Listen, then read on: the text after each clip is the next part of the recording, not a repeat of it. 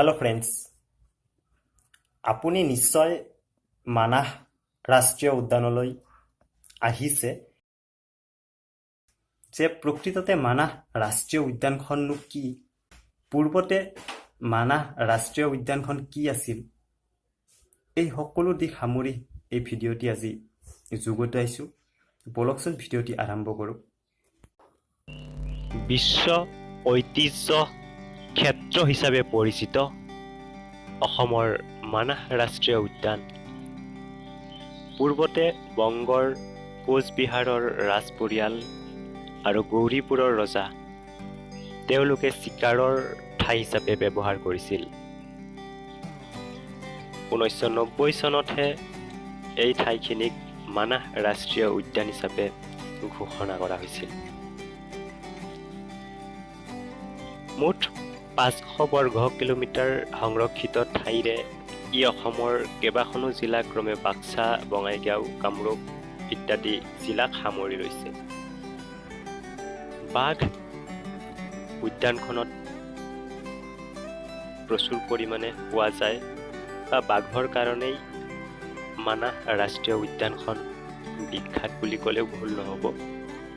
উদ্যানখনত 2014 চনৰ হিচাপ মতে প্ৰায়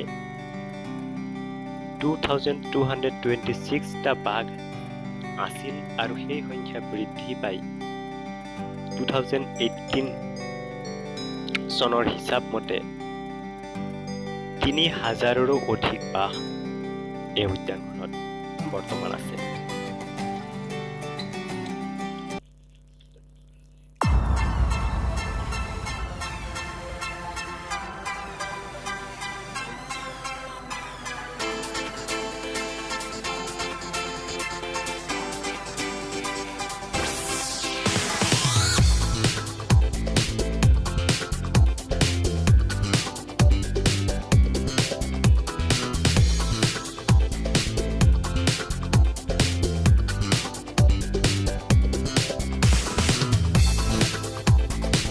বলকচোন আমি ভিতৰলৈ সোমাই যাওঁ উদ্যানখনৰ।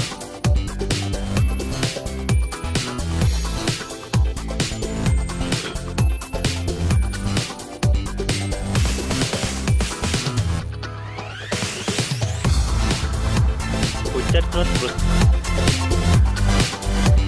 বাঘ, মহ, বিভিন্ন প্ৰজাতিৰ চৰাই আৰু পৰিস্থিতি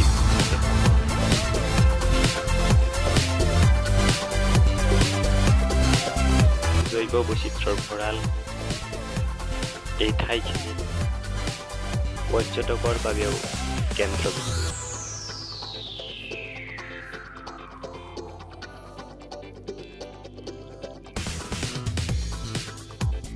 মানাহৰ এই প্ৰাকৃতিক সৌন্দৰ্য চাবলৈ বছৰৰ বিভিন্ন সময়ত বিভিন্ন ঠাইৰ পৰা মানুহ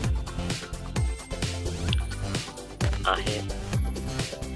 জৈৱ বৈচিত্ৰ্যৰ ভঁৰাল পৰিৱেশৰ ভাৰসাম্য ৰক্ষা কৰা এই উদ্যানখনে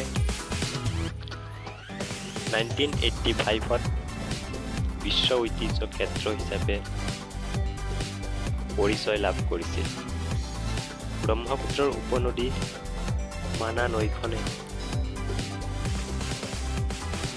ভাৰত আৰু ভূটান দুয়োখন দেশক দুভাগ কৰি ৰাখিছে।